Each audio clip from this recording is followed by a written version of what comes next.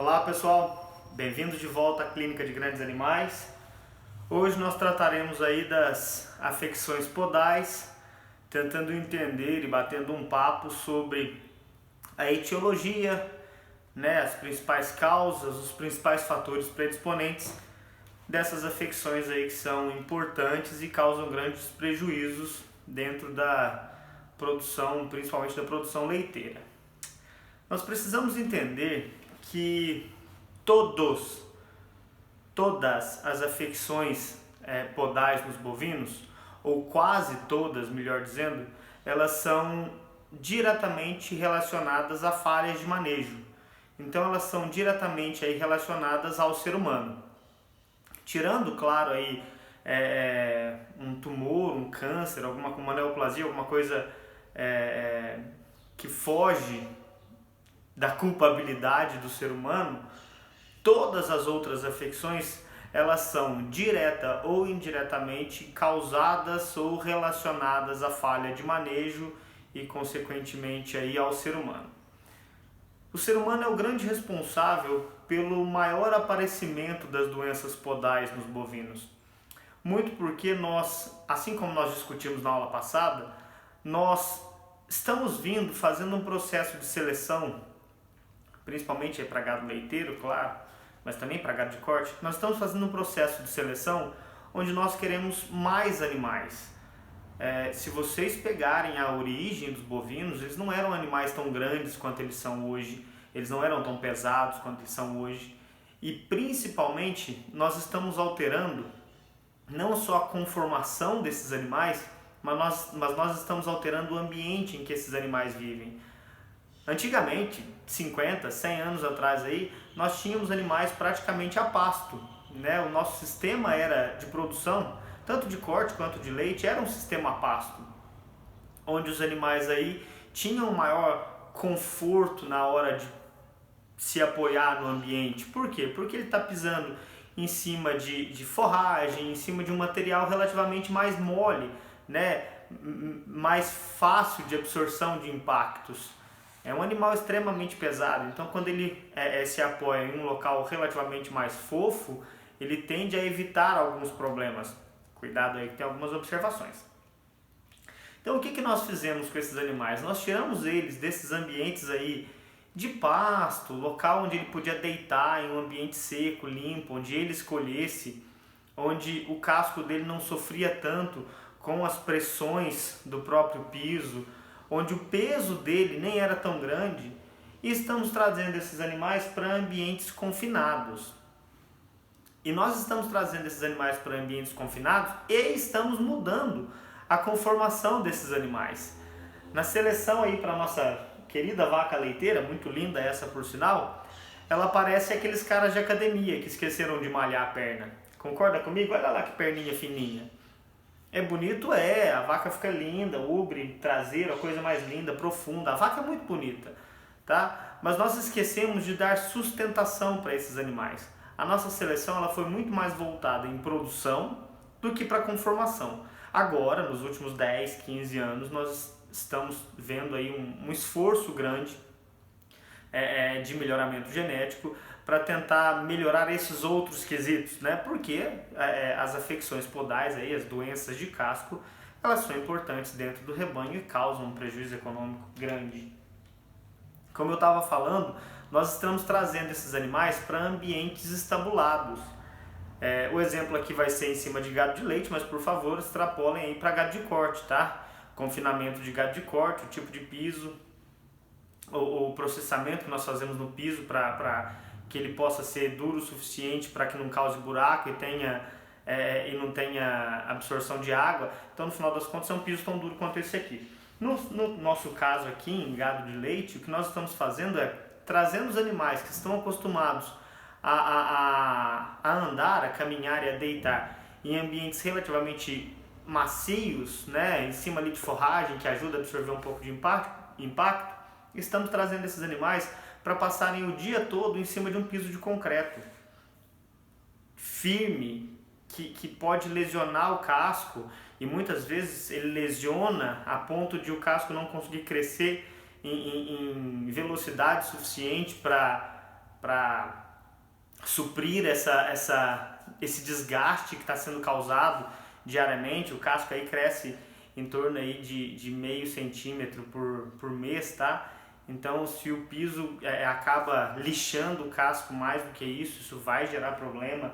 E nós não estamos somente trazendo esses animais e deixando eles estabulados em um piso que é difícil para o casco do animal, né? Para o casco e para o animal como um todo. Esses animais eles estão super adensados, eles estão num ambiente que muitas vezes as fezes elas se acumulam para depois a gente pegar e tirar essas fezes, então tem muita umidade. Muitas vezes esses animais eles estão sob estresse calórico, então para tentar aliviar essa pressão aí, além de ventiladores, nós jogamos água, nós temos aspersores.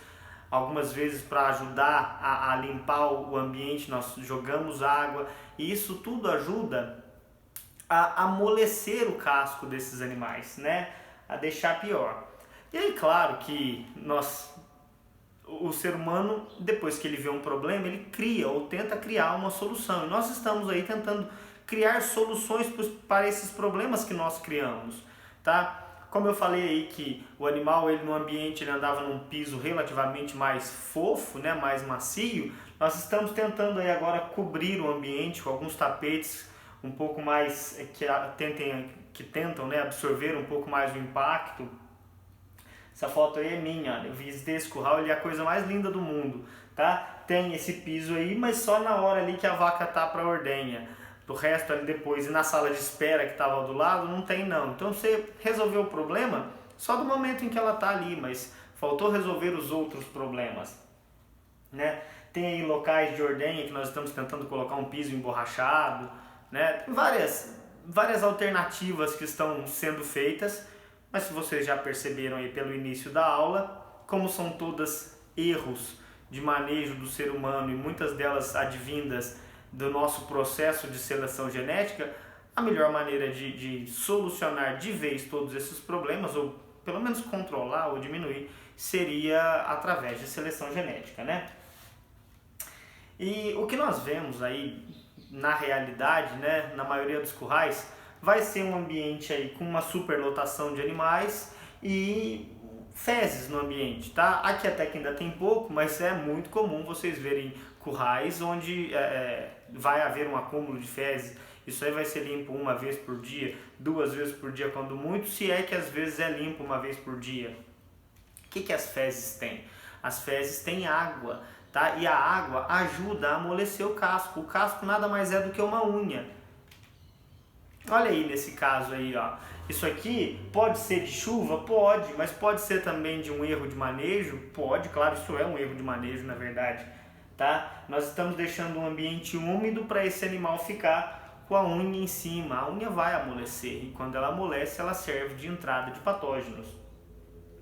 Para tentar exemplificar aí as perdas, as afecções podais aí, elas estão ranqueadas como a terceira maior perda dentro do processo de produção de leite, da atividade leiteira.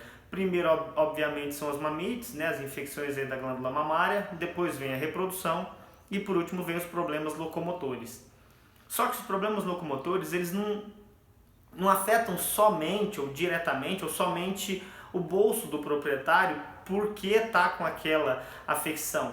As vacas que estão com dificuldade de caminhar ou que estão com algum problema no casco, elas têm dificuldade de emprenhar, elas gastam aí mais sêmen, 2 vezes mais sêmen, tá? O casco, a conformação do casco, a saúde do casco é essencial para manter uma boa gestação ou para que a gestação se desenvolva corretamente. E aí nós estamos falando também de imunidade do animal, tá? Isso aumenta, obviamente, a taxa de descarte do rebanho. Então vamos pensar aí, ó, naquilo que eu ensinei para vocês na primeira aula. Nós temos que pensar, além daquelas perguntas básicas que nós fazemos durante a anamnese, né? O que está acontecendo, quando começou, já fez algum tratamento? Eu ensinei a vocês a pensar no agente, no animal e no ambiente, né? Por quê? Porque isso aqui vai ajudar depois a tomar a decisão de qual é o melhor tratamento, de qual é o provável diagnóstico, qual é o melhor tratamento e como é que eu faço o controle e a prevenção.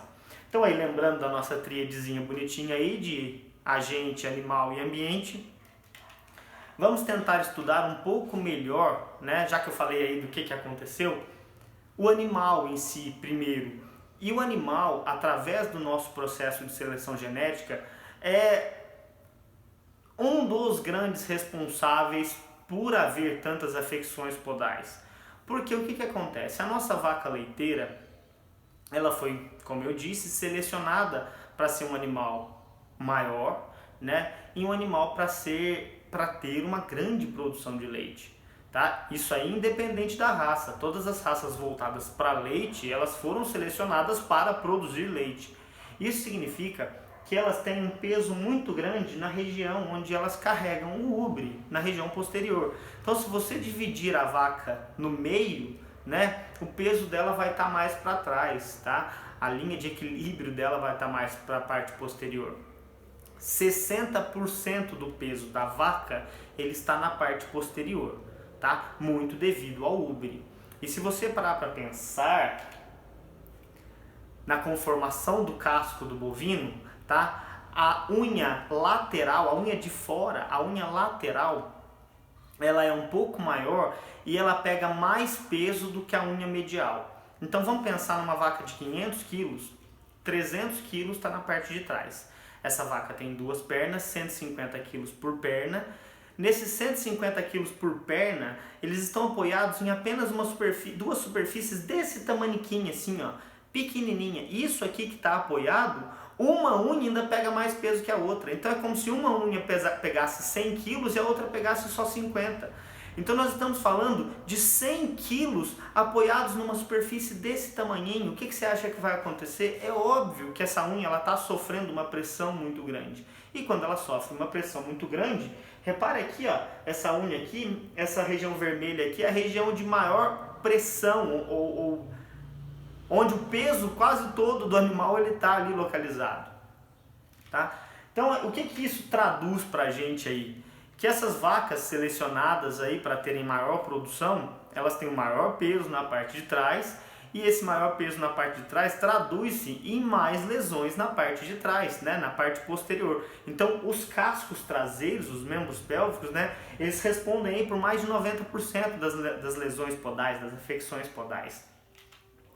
E se a gente parar para analisar em cima dessas afecções do membro traseiro aí, quase 70% são da unha lateral, porque são da parte que sustentam o animal diretamente.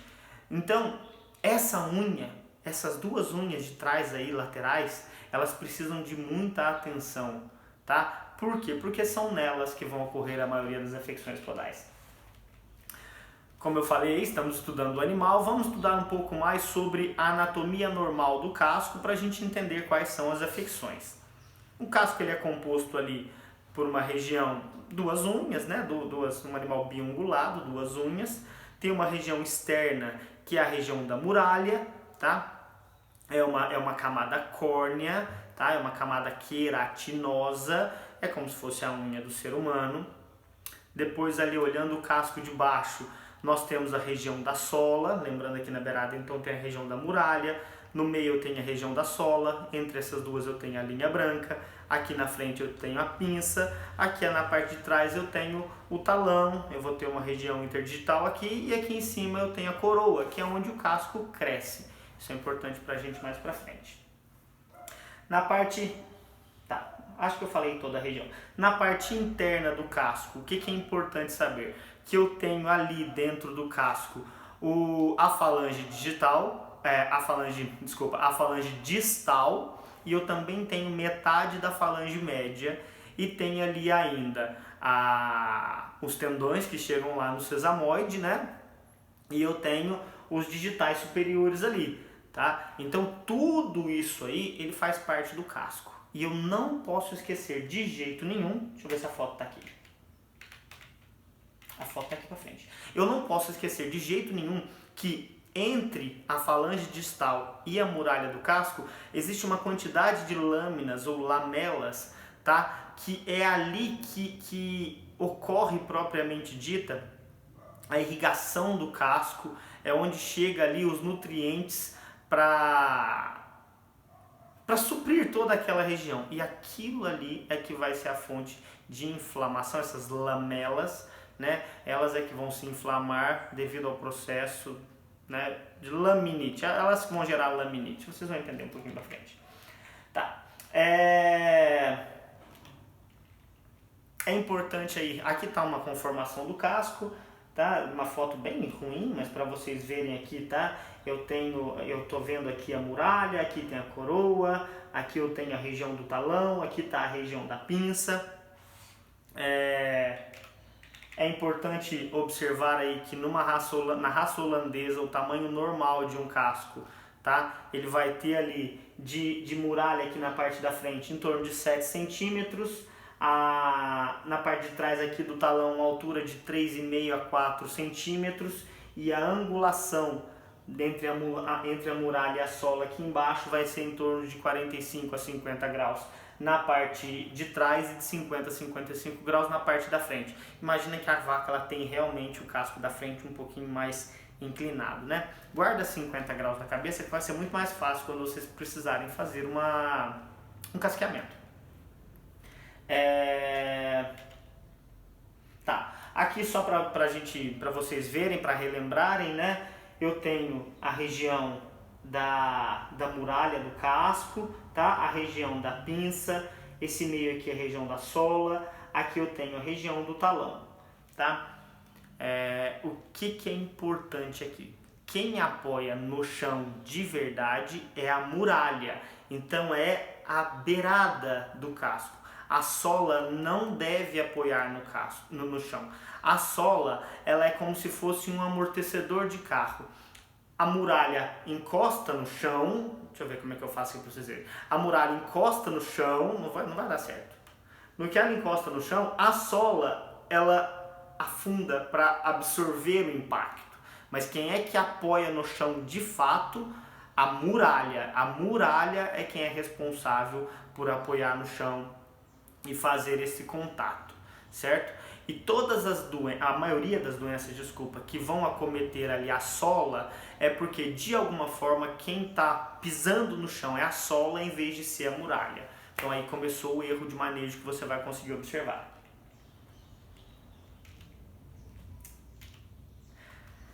Bem, nós avaliamos aí o animal, vamos avaliar o ambiente e também vamos daqui a pouco avaliar os agentes, mas o ambiente é muito importante dentro das afecções podais. Na verdade, o ambiente é o grande responsável pelas afecções podais.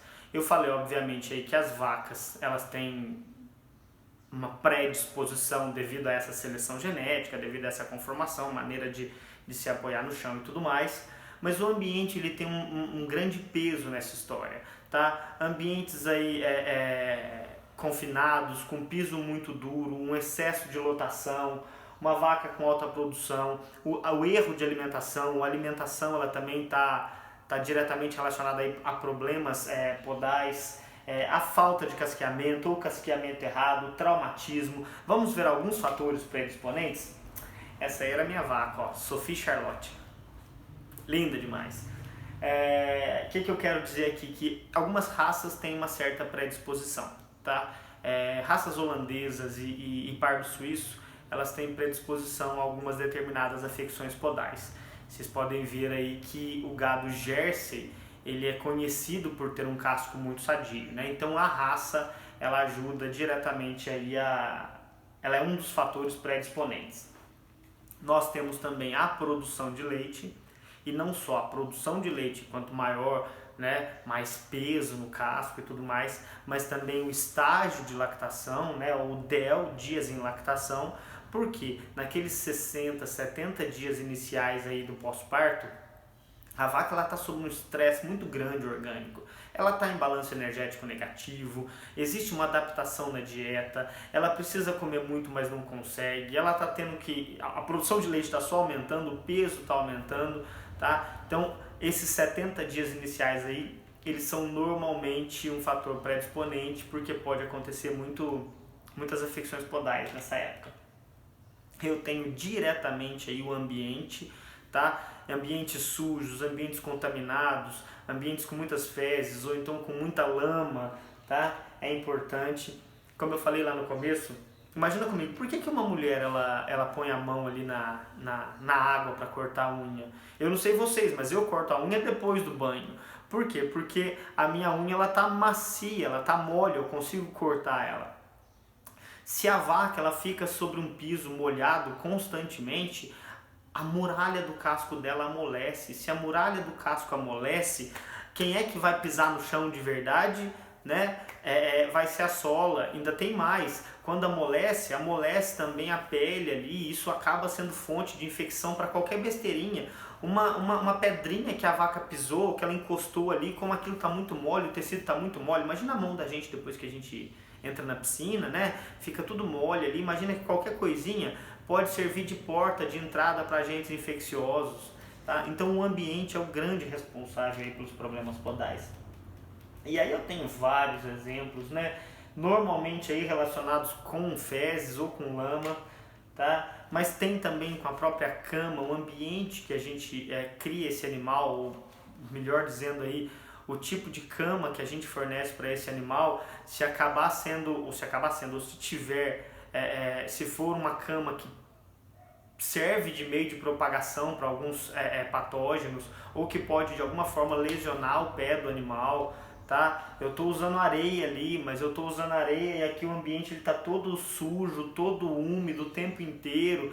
Essas pequenas partículas, será que elas são capazes de machucar? Ou então eu resolvi, não tenho areia, não tenho maravilha, resolvi botar palha de café, casca de café, coisas que no final, tudo quanto é coisa que machucar o casco de alguma forma pode acabar gerando afecções podais, né? E aí quando eu falo de tudo quanto é coisa, pedras no caminho, gente, porra, a gente quando vai...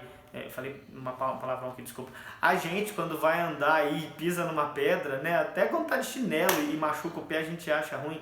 Imagina a gente andar descalço e acabar pisando em ambientes desse aqui, ou tendo que viver em ambientes desse. Lembrando que você tem aí 100 quilos apoiados em uma unha pequenininha, né? Desse tamanho aqui, um pouco maior que o meu dedo, que 2 dedos. Nós, seres humanos de 60, 70, 80 quilos, apoiamos aí em 2 superfícies desse tamanho, né? E quando a gente machuca, já fica reclamando, já manca, o joelho já reclama. Já parou para pensar uma vaca? O tanto que é prejudicial para ela e o tanto que é de esforço que existe nessa unha dela? Outros fatores aí que atuam como fatores predisponentes, o estresse calórico que nós estamos causando nesses animais. O que é estresse calórico? É a produção de calor que esse animal está sujeito a, né? Não só a produção de calor, ao calor que ele vai ter que conviver com, porque pode ser um estresse calórico advindo de estresse ambiental ou o próprio incremento calórico que está vindo do seu metabolismo, tá? Então a vaca, ela, naturalmente, ela já tem uma temperatura aí mais elevada, em torno dos seus 39 graus, o rumen é uma câmara de fermentação que funciona em uma temperatura um pouquinho mais elevada. Quando eu seleciono esses animais e para maior produção de leite, então eu selecionei um melhor metabolismo, um maior metabolismo, e eu vou lá e alimento esses animais com dietas muito balanceadas, mas com muito concentrado. Então essas vacas, elas acabam gerando muita energia, muito calor no processo de metabolismo, de fermentação delas. E esse muito calor associado ao calor ambiental, essas vacas entram em estresse calórico. E se esses animais tiverem acesso, eles vão entrar na água, porque eles estão morrendo de calor. Ou então eles vão te apresentar, falando assim, oh, pelo amor de Deus, eu estou morrendo de calor aqui, você não está percebendo? E esse estresse calórico, né, além de ser fonte indireta, porque o animal vai procurar uma área contaminada, e se uma vaca estiver contaminada, ela pode acabar contaminando outras e tudo mais, nós temos aí alguns problemas metabólicos que podem gerar afecções podais. Então, qual deve ser a conduta do médico veterinário quando chegar em um rebanho?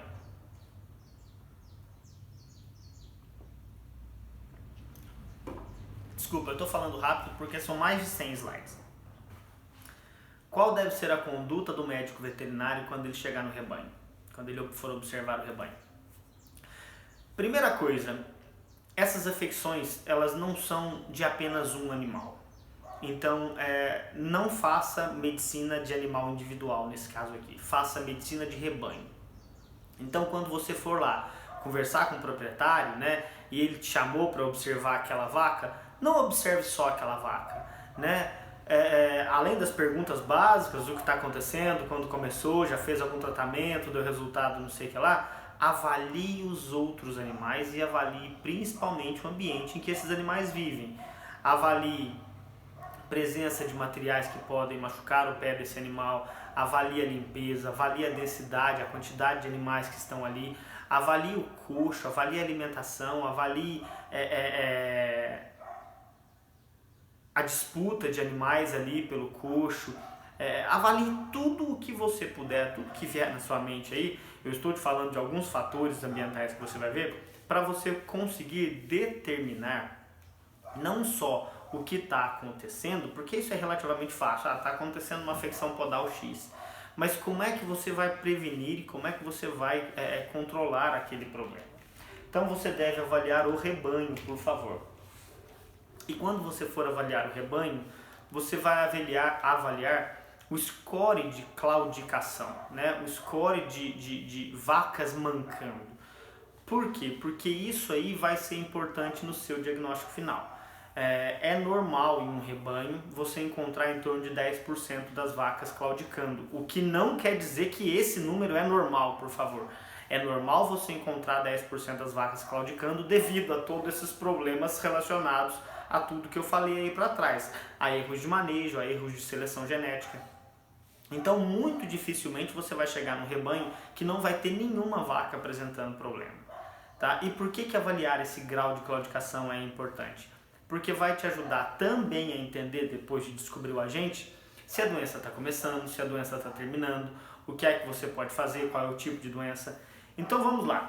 Primeiro existe aí o grau 1, que eu na verdade, essa classificação aqui é de 1 a 5, mas eu prefiro a classificação de 0 a 4, tá? Porque se o animal não está mancando, eu prefiro falar 0. Mas vamos seguir uma linha aqui, então vamos no 1. O que você vai observar? Quando a vaca está em estação, ela está parada, repare que a coluna dela vai estar reta e quando ela estiver em deambulação, a coluna também vai estar reta. Então, lembrem, abram a apostila de semiologia que eu enviei e reparem e comparem, né, o que eu tenho que fazer no exame clínico para avaliar um animal deambulando.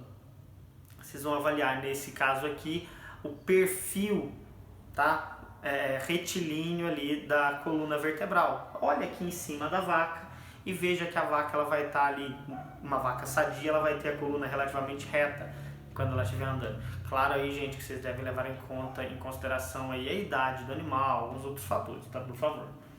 Se a vaca ela tem uma claudicação leve, o que nós chamamos de grau 2, ela tem a coluna reta quando ela está em estação, mas quando ela estiver deambulando, ela vai ter um arqueamento leve aí da sua coluna. Já no grau 3, ela vai ter um arqueamento da coluna tanto em estação quanto em deambulação. No grau 4, ela vai ter um arqueamento muito sério da coluna em estação, tá? E em deambulação ela já vai ter uma dificuldade de apoiar o membro. E em grau 5 ela vai ter esse arqueamento da costela, ela vai tentar se posicionar, ela vai tentar de alguma forma poupar o membro, tá? E deambulando ela vai tentar de tudo para não apoiar esse membro no chão. Tá? Repare aqui que nessa vaca aqui está a mesma dianteira.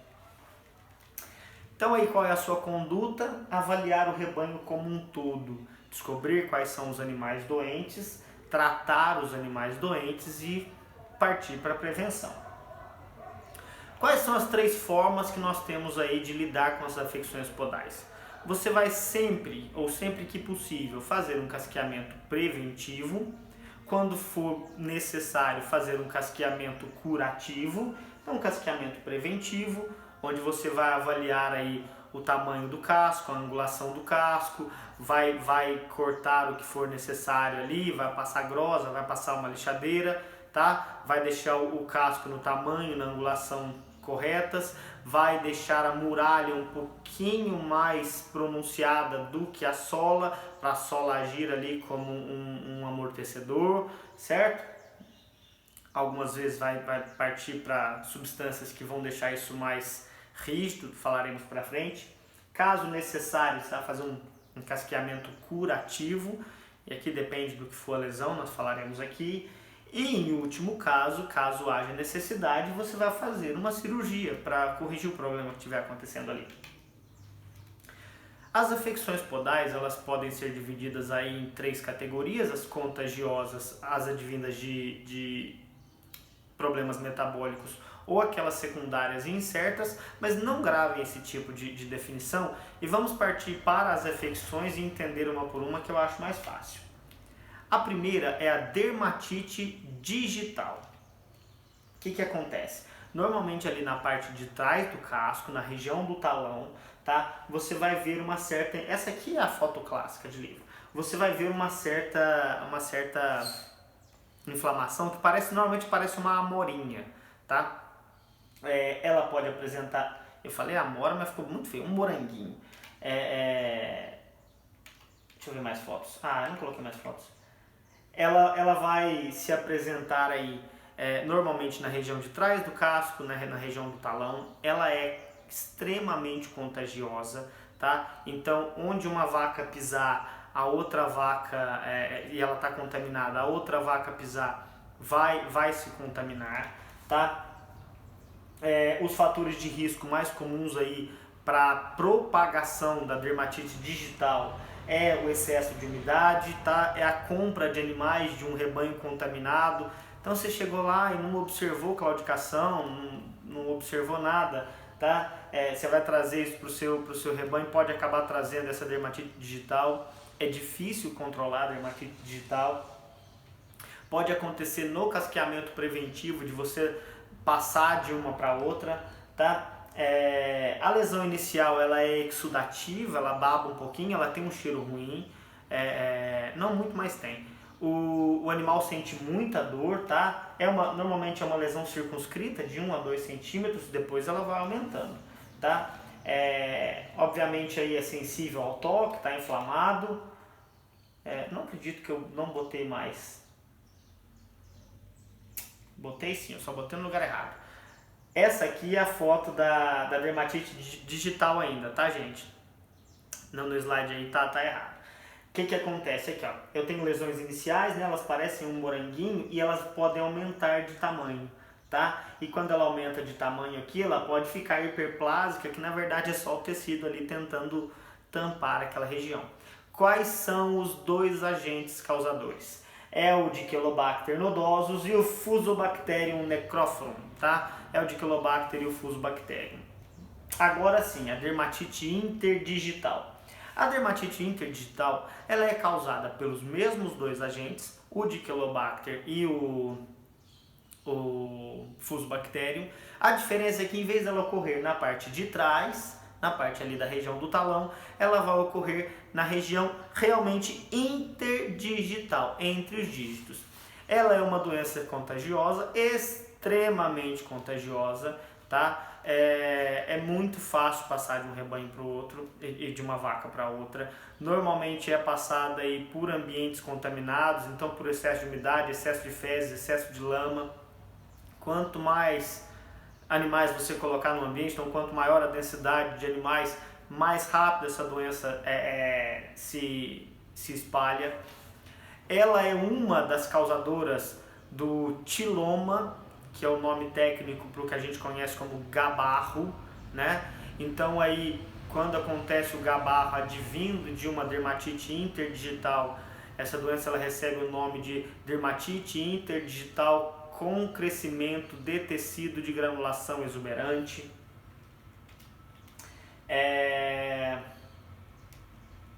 Nesse caso aqui, tá? Como ela é interdigital, no começo praticamente não há claudicação e só vai haver claudicação se houver uma segunda infecção, uma alteração ali dessa infecção inicial e um crescimento, por exemplo, aí do gabarro, tá? Ou uma míase, alguma coisa. Mas a dermatite interdigital, ela normalmente não tem tanto problema com claudicação, ou a claudicação é mais leve. E qual que é o problema disso? É que você vai só descobrir, é que você vai descobrir só depois de um certo tempo que essa vaca tá com aquele problema. O tratamento para as duas, tanto para a dermatite digital quanto para a dermatite interdigital, é a curetagem, tá? Você vai limpar ali, Então eu vou explicar mais para frente, mas você vai chegar, vai limpar todo o casco, se for necessário lavar ali, tirar toda parte necrosada ou parte suja se houver. Você vai curetar aquela região e você pode fazer ali um tratamento antisséptico com o produto que você quiser, tá? E pode entrar com antibiótico tópico. O antibiótico normalmente é uma tetraciclina, uma oxitetraciclina. O antisséptico tópico aí, vocês aprenderam em epidemiologia, mas você pode utilizar formol, você pode utilizar sulfato de cobre, você pode utilizar uma solução que tem formol e sulfato de cobre, você pode utilizar um spray, né, o Formoped aí que ele tem formol, você pode utilizar qualquer substância antisséptica que você quiser, tá? O ideal é fazer bandagem, tá? E trocar aí a cada 5 ou 7 dias. É importante que esses 5 ou 7 dias aqui, se o ambiente estiver limpo, se essa vaca tiver sido retirada de onde ela está e colocada em um ambiente limpo. Porque se ela estiver num ambiente sujo, você for lá e colocou uma bandagem, você vai ter que trocar essa bandagem se ela sujar demais ou se ela umedecer. Você vai ter que trocar todo dia. Tá, em casos brandos aí você pode utilizar o pé dilúvio, falaremos aqui pra frente. A terceira contagiosa aí é o flegmão. O flegmão, na verdade, ele é um apodrecimento, uma necrose da região interdigital do casco ali. Isso fede muito, tá? Tem um cheiro muito ruim. Pode ser porta para outras bactérias. Parece realmente uma frieira, né? Ela, além de ser causada pelo Fusobacterium e pelo Dichelobacter, pode acontecer aí de ser contaminado por espiroquetas e outros agentes, tá? Normalmente o flegmão é causado inicialmente por uma lesão traumática, então uma pedra, um capim, uma ponta de capim, alguma coisa que machucou o casco da vaca, isso serviu de porta de entrada, lembrando que para isso o casco precisa estar relativamente mole e tudo mais, tá? Por isso é que os fatores de risco são épocas de chuva, né? Animais mais jovens têm um casco mais molinho, e caso o animal ele tenha geneticamente aí uma unha um pouco mais fraca, um pouco mais aberta, uma unha mais aberta serve ali de entrada para fômite, né? Para uma pedra que vai acabar machucando essa região interdigital. Nesse caso aí existe uma claudicação que pode ser severa, tá? O flegmão ele pode ser agudo ou subagudo aí. Na verdade, esquece essa definição, imagina que eu tenho ali uma contaminação que pode ser pequena ou grande, né? Inicial ou mais crônica. Vai diminuir produção, vai diminuir consumo, o animal vai ter dificuldade de locomoção, vai ter perda de peso, vai ter uma inflamação ali com edema. O flegma é muito comum da gente encontrar, tá? Muito comum da gente encontrar. E animais não tratados aqui podem desenvolver algumas outras complicações, né? E normalmente ali complicações naquela perna, naquela pata ou na pata contralateral pelo excesso de peso que for jogado nela. O tratamento aí é muito parecido com o tratamento das duas iniciais aí. Primeiro eu vou começar limpando, higienizando toda a região, depois eu vou fazer curetagem, tá? Tirando todo o tecido necrosado. Se houver fístula, eu removo a fístula ali, eu removo tudo, possíveis fômites ou coisas que ainda tiverem ali na região do casco. Se for necessário, normalmente é necessário, você vai fazer uma antibiótico-terapia sistêmica, além de uma antibiótico-terapia local, tópica, tá? Os principais agentes utilizados aí são as oxitetraciclinas, mas eu também posso utilizar penicilinas, florfenicol e cefalosporinas. Algumas vezes as sulfonamidas também funcionam bem. Caso necessário, tá vendo que o animal está com muita dor, não está conseguindo colocar o pé no chão, pode utilizar um AINE, né, um anti-inflamatório não esteroidal aí. Lembrando que nesses casos aí você pode utilizar de 2 a 3 dias só, que é o processo inicial, porque a resolução é rápida, em poucos dias esse animal ele retorna. Aí nós temos, essas três elas são contagiosas, né? São as três importantes aí de contágio, então na prova eu vou perguntar para vocês como é que se previne essas doenças contagiosas e eu vou criar um cenário e vocês vão ter que me dizer o que eu preciso fazer e, obviamente, mexer no ambiente, primeiramente, antes de tudo, tá? E agora nós falaremos aí de uma doença metabólica, né? De uma afecção podal advinda de uma doença metabólica. A laminite, ela tem várias e várias causas. Uma delas é a acidose, que nós teremos uma aula sobre ela. Mas são várias as causas de laminite. A principal aí é a acidose, mas eu tenho outras doenças, tá? Como, por exemplo, aí as infecções uterinas.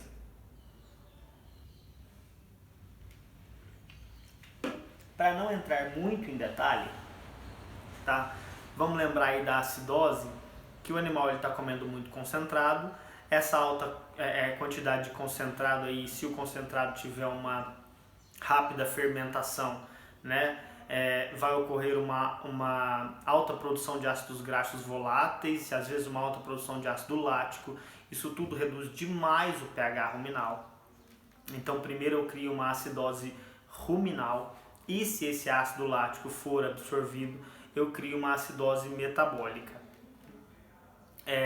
Essa acidose ruminal, ela vai levar a um crescimento de bactérias gram-negativas, que depois acabam morrendo, e essas bactérias gram-negativas, elas acabam liberando LPS, né, os lipopolissacarídeos que compõem a membrana bacteriana, e esses lipopolissacarídeos que serão absorvidos. E quando eles são absorvidos, eles vão parar nas regiões terminais do corpo. E eles vão parar ali, lá naquelas lamelas iniciais que eu falei ali do casco. E eles vão inflamar aquela região. Quando eles inflamam aquela região, tá? Eles inflamam essa lamela que tem aqui, ó. Isso aqui deveria estar reto. Nós vimos isso em diagnóstico por imagem. Isso aqui deveria estar reto. Quando inflama demais, em inflamações agudas aí, que em processos não curados, né, ninguém prestou atenção, esse excesso de inflamação, que acabou ficando crônico aí, pode levar a uma rotação da falange, a terceira falange vai aparecer ali na sola, tá? Nesses casos, infelizmente, você vai precisar fazer churrasco, porque você não vai conseguir aproveitar muito mais esse animal. O que você vai ver aí no caso de um animal com laminite aguda, você está vendo ali na hora? O dorso está arqueado, esse animal está com relutância de andar. Normalmente ali nos membros posteriores, o animal vai estar com os membros posteriores separados. Lembra que o maior peso ali nas unhas laterais, então ele vai tentar poupar um pouco essa lateral e vai tentar pisar um pouco mais com a medial, mas vai tentar abrir o quadrante. A claudicação é nível grau 4 ou 5 aí. Esse animal está com perda de apetite, né? Repara aí que esse animal está tentando se poupar de qualquer maneira. Tá com as pernas abertas ali, ó. Por favor, não confunda isso aí com algum outro problema de conformação, tá? Caso haja uma laminite crônica ou subclínica, que é aí o que normalmente acontece, né? Porque em caso de laminite clínica, apesar do produtor não ter aquele olho clínico para dizer que o problema é no casco, ele sabe que alguma coisa está errada, ele vai normalmente chamar o médico veterinário ou ele vai tentar tratar de alguma maneira.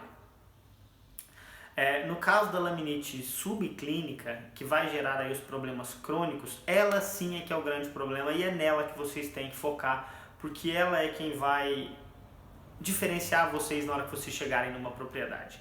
Por quê? Porque você não vai ver sinais tão grandes de desconforto nos animais, tá? E o que você vai ver são sinais presentes no casco de que aquele animal teve uma laminite ou ainda está lidando com um processo inflamatório, tá? Então você vai ver alterações ali na cápsula, córnea, você vai ver alterações na muralha, alterações na linha de crescimento. Nossa unha não cresce em linhas, desses animais também, tá? Então, o que você normalmente vai ver? Você vai ver unhas que cresceram demais, você vai ver as linhas do casco, né, muito aparentes ou em tamanhos diferentes ou em espessuras diferentes. Você vai passar a unha ali, você vai conseguir ver, é fácil de ver, tá? Isso significa que esse animal ele teve aí um problema crônico, ele está em um problema crônico de laminite. Olha para você ver quantas fotos bonitas, tá? Lembrando aí que o problema, os sinais não é só um crescimento alongado do casco, não. A ausência de crescimento ou a diminuição no padrão de crescimento pode fazer esse animal ficar com casquinho de burro, tá? Isso também pode ser um sinal de laminite. Normalmente aí essas laminites crônicas, elas podem levar a outras doenças, a outras infecções. Talvez vocês não consigam ver no vídeo porque está em branco, então olhem no PDF aí. A laminite crônica, ela pode levar aí, abscesso de sola, lesão de linha branca, úlcera de sola, sola dupla, hemorragia de sola, tá? Então, a laminite crônica, como ela altera o padrão de crescimento ali da muralha, porque ela está alterando o padrão de irrigação né, da região da coroa ali, como ela vai alterar esse padrão de ligação, de crescimento, como ela vai alterar a conformação e o padrão de produção de camada córnea ali, ela pode predispor muito bem a outros fatores ou a outras afecções podais. Por quê? Porque ela mudou totalmente como o animal pisa no chão. Tratamento para laminite daria um livro inteiro de 2.000 páginas.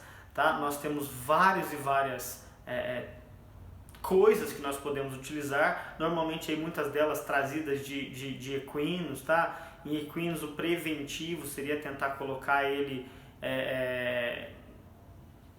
no gelo, né? Colocar os cascos do animal no gelo. Aqui, como dificilmente você vai conseguir pegar uma vaca com laminite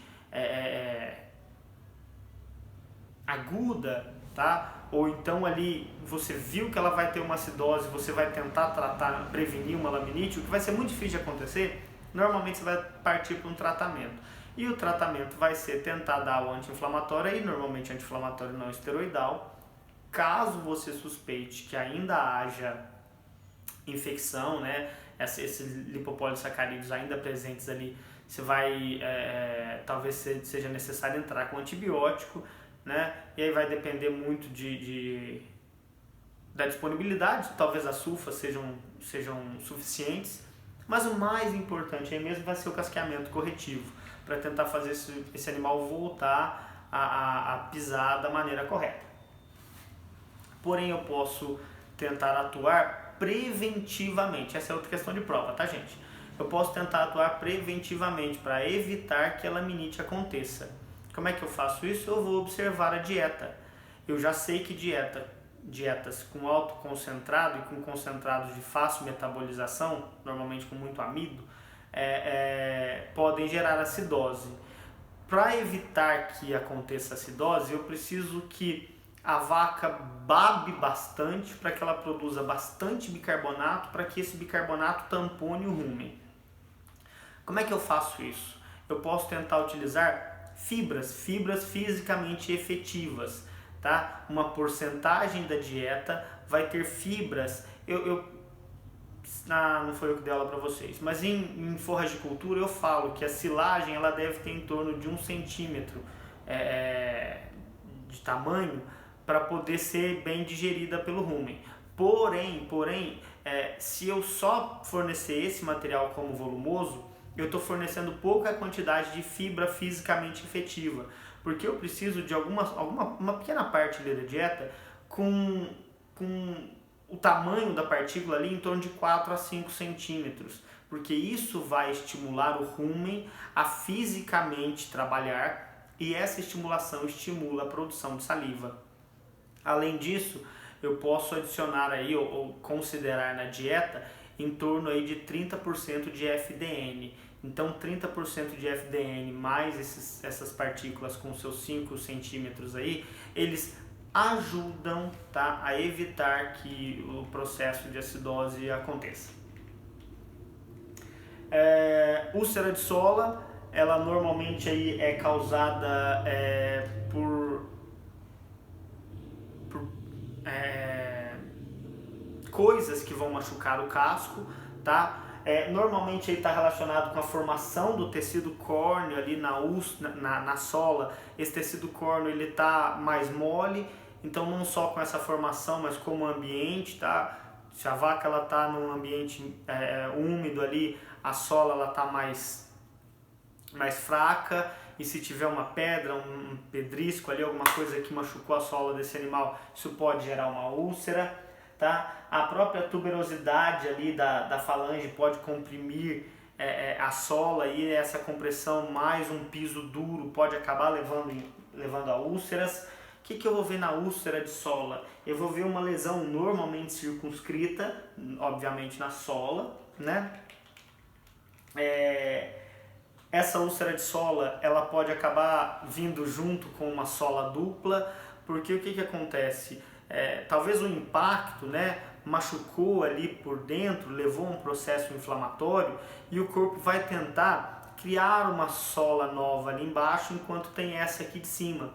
Então, muitas vezes ou algumas vezes você vai ver uma sola dupla. Como é que faz? O que você tem que fazer aqui? Primeira coisa, você tira essa sola dupla que não serve para nada e vamos tratar a outra, né? Vou explicar como.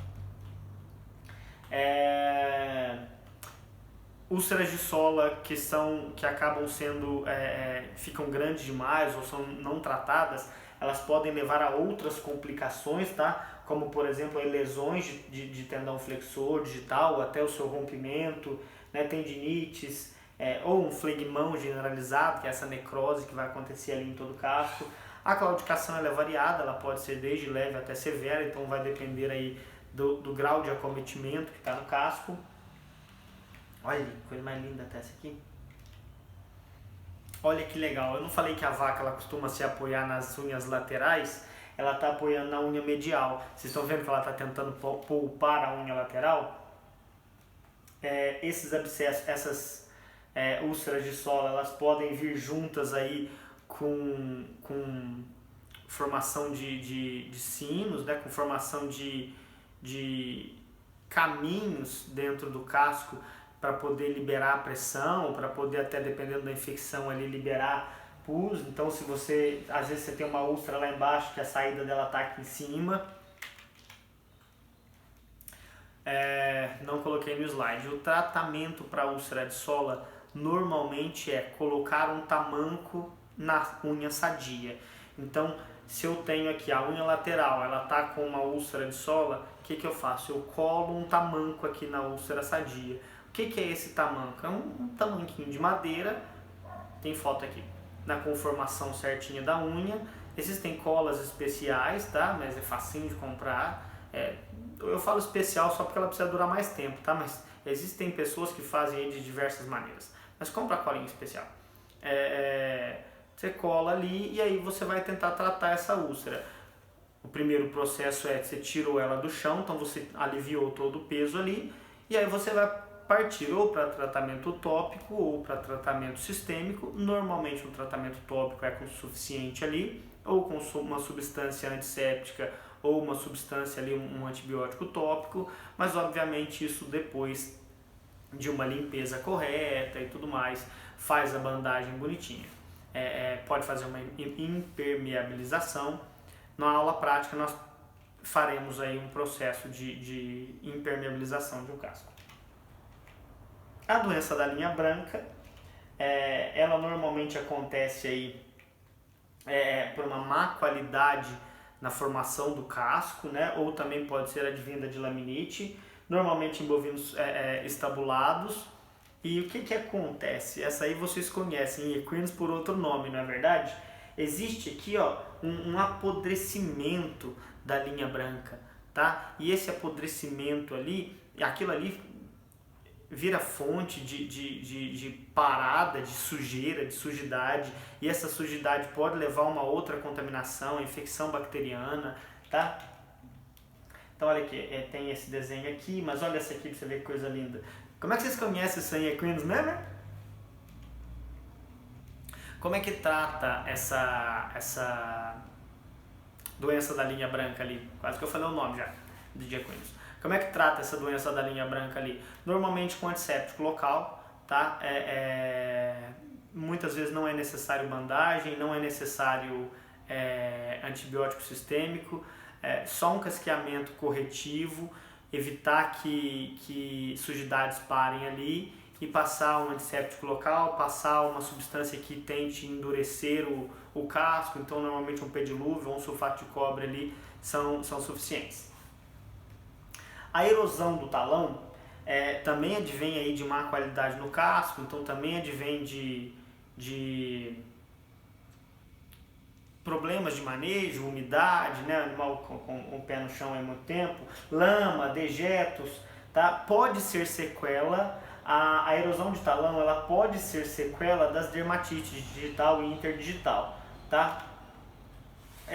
O talão ele vai apresentar ali uma depressão escura, aquilo fede, tá? Normalmente pode atingir o córeo e a claudicação vai depender, obviamente, aí da extensão da lesão, tá? Ó, linda essa erosão aqui, estão vendo? Cadê? Tem uma foto tão bonita aqui que ela aparece até com um V, tá? Então vocês podem olhar que de vez em quando essa erosão ela vai aparecer como um V. O tratamento, basicamente o das outras ali, um casqueamento, uma limpeza correta. Se você sentir necessidade de um antibiótico, nesse caso aí um antibiótico local com bandagem é suficiente. Se a extensão for muito grande, se você quiser fazer um antibiótico sistêmico, pode fazer. O normal aí de você fazer um antisséptico com um produto que tende a endurecer aquela região, também pode.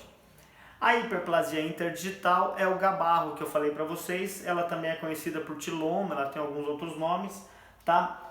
Algumas raças são predispostas, como por exemplo aí a holandesa, o pardo suíço, igual eu falei lá no começo da aula que algumas raças têm alguns problemas, né? Unhas mais abertas podem levar a pododermatite interdigital, né? E podem acabar levando a outras doenças que podem acabar promovendo um crescimento de tecido ali, né? Esse tecido de granulação exuberante, e o que você vai ver é esse umbigo aqui no casco. Normalmente aí e fede, viu gente? Algumas vezes isso vai ser acometido por miíase, e nesse caso aqui o melhor tratamento, o mais correto é cirúrgico. Claro que se você pegar numa situação bem inicial ali, talvez você consiga reverter, mas cirúrgico. O casqueamento curativo, como eu falei para vocês, ele vai iniciar com a limpeza, né, com água, com uma escovinha na parte interna, na parte externa, limpa. Vocês vão precisar de rineta, vão precisar de grosa, vão precisar de escovinha dessas de mãe lava-roupa,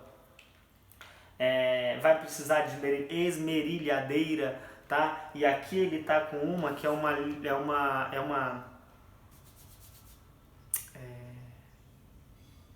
é lixa que eu quero falar, não. Mas ele tá com uma lixa circular ali, mas tem algumas que são como se fossem umas grosas circulares, que são as mais utilizadas aí pelo pessoal que faz um casqueamento preventivo para poder utilizar, para poder casquear. Muito bem feito, muito rápido o trabalho, tá? Depois que você aprende a usar a lixadeira, você nunca mais na vida vai querer usar uma grosa. Nesse casqueamento curativo, depende de qual é a lesão, tá? Mas para todas, a primeira parte é limpeza e desinfecção do local. Depois disso, dependendo da lesão, se for uma dermatite digital, uma dermatite interdigital, normalmente um antibiótico tópico e bandagem, né? Se for um flegmão ali, um antibiótico sistêmico e bandagem, lavagem e tudo mais. Se for aí uma úlcera de sola, o que é legal de você fazer? Você vai botar o tamanco na unha sadia para poder poupar ali a unha que está contaminada, né, a unha que está doente. E para fazer isso algumas vezes, né, para poder trabalhar bem essa unha, você pode fazer uma anestesia que vocês aprenderem na anestesiologia, que é a anestesia de Beer, que nada mais é do que fazer um garrote e anestesiar diretamente no vaso sanguíneo. Vai anestesiar a pata inteira. Caso você não consiga, anestesie localmente. Essa anestesia também é muito utilizada e deve ser utilizada para a remoção cirúrgica do tiloma, tá? do gabarro. Depois que você fez isso aí, né, você fez a anestesia, limpou tudo bonitinho, limpou a úlcera de sola, passou ali um antibiótico tópico, tá? E você quer fazer um serviço bem feito, você vai... Nossa, olha para você ver nesse exemplo aqui, que coisa feia.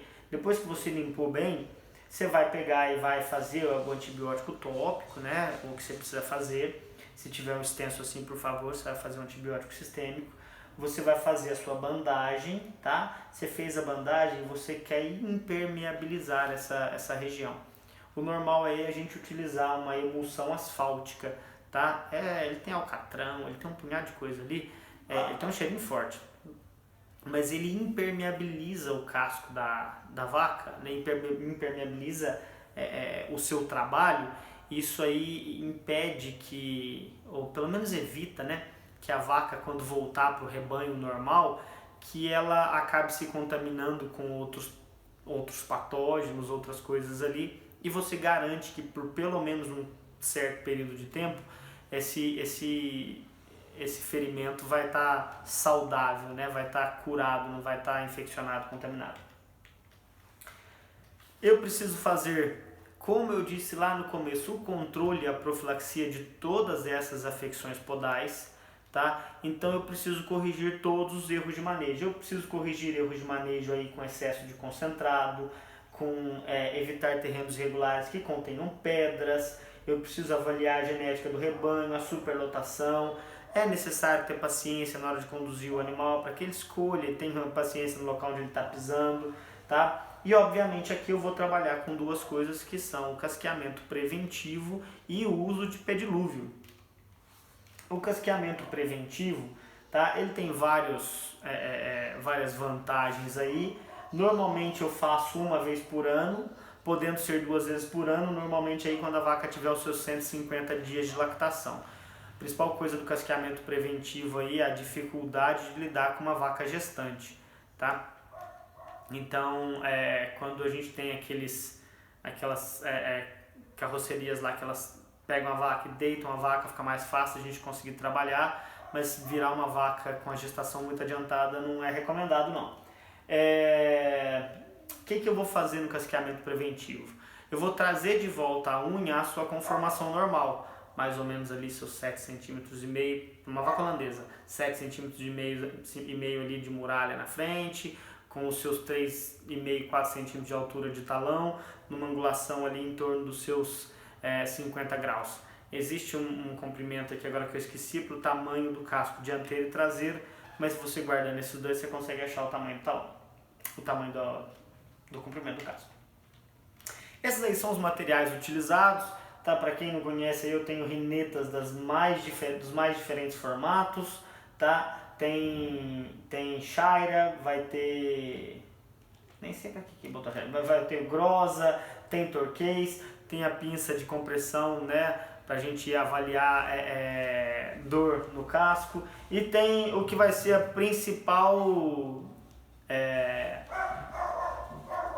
ferramenta de trabalho de vocês, de quem quiser trabalhar, vai ser a esmerilhadeira, tá? Eu aconselho ter não só esse disco de lixa aqui, né, mas também um disco de desbaste. Lembrei porque que tem a Shira ali, porque tem canivete, né? Esse aqui é para medir a angulação do casco, tá, gente? Como eu falei, vocês podem usar substâncias impermeabilizantes. Antissépticos, desinfetantes, e que vão acabar endurecendo um pouco o casco. Eles são compostos aí por sulfato de cobre e zinco. Então você consegue comprar essa solução. Mas, né, caso você não consiga comprar, só o sulfato de cobre, gente, é eficiente. Como eu falei aí, tem a cola, tá? Você pode digitar aí no Google, para não fazer propaganda, você pode digitar aí no Google cola para tamanco em bovinos. Esse aqui é o tamanco. Hoje a gente consegue comprar tanto a cola quanto o tamanco facilmente. O tamanco, ele às vezes nem é de madeira mais, nós já temos aí tamanco de plástico. E o último é o pedilúvio. Reparem nessa imagem, essa imagem está errada, tá? O pedilúvio, ele obrigatoriamente, ele precisa conter uma região antes, que é o que nós chamamos de lava-pés, porque nenhum desinfetante, nenhum antisséptico funciona em matéria orgânica. Então nenhum antisséptico funciona em coisa suja. Por isso que a gente lava uma ferida para poder passar o mertiolate, tá? Porque se você deixar a ferida ali toda suja e passar o mertiolate não consegue agir. Então o que seria ideal? Antes da vaca entrar no pedilúvio, você limpar, lavar o pé dessa vaca. Como, obviamente, você não vai ficar ali com a mangueirinha de uma por uma, até que poderia, né? O que você faz? Você faz um lava-pé, que é um pocinho pré-pé dilúvio. O pé dilúvio, ele deve cobrir toda a região do casco do animal, até ali na coroa, tá? O comprimento deve ser pelo menos 2 vezes o tamanho da vaca, para que ela de forma nenhuma consiga pular ou não fique ali o tempo suficiente. Então, se for 2 vezes o comprimento do animal, ele vai poder passar com calma ali e vai molhar todo o casco. O ideal é que ela fique ali em torno de uns 5 segundos nessa solução, tá? E a solução de pé dilúvio, hoje existe uma grande discussão sobre o que a gente pode colocar nela. Aqui eu tenho uma receita que tem várias coisas, porém a Embrapa ela já foi e voltou nessa decisão dela. Tem publicações que mostram que você deve colocar 5% de formol, o formol é 37% ali. Você vai colocar 5% de formol, ou seja, 5 litros de formol mais 5 kg de sulfato de cobre, isso para uma solução de 100 litros. Só que existem publicações que mostram que os dois em associação não funcionaram muito bem. Então fazer o pé dilúvio só com o formol ou só com o sulfato de cobre parece ser mais eficiente. Tem algumas publicações que mostram que além de formol e sulfato de cobre você pode colocar zinco e pode colocar também o hipoclorito de sódio. Tá? Depois de passar pelo pé dilúvio, o ideal é que a vaca permaneça ali pelo menos 30 minutos em local seco e limpo, né? E é isso. O resumo da ideia aí de afecções podais é que é tudo culpa do ser humano. Se é tudo culpa do ser humano, ache problema que o ser humano causou. Seja genético, seja ambiental, seja de manejo. Normalmente ali, curral limpo, curral sujo, curral contaminado, muita lama, muitas fezes, são fontes de problema para o casco e também são fontes de contaminação. Tá? A principal doença contagiosa aí é a dermatite interdigital, então provavelmente é sobre ela que eu vou perguntar na prova, principalmente porque ela também pode vir associada aí ao crescimento formando tiloma, né? E o tratamento para as duas aí ele tem uma certa diferença. Numa é um tratamento tópico, na outra é um tratamento cirúrgico. Na aula prática a gente vai aprender algumas coisas a mais. Obrigado!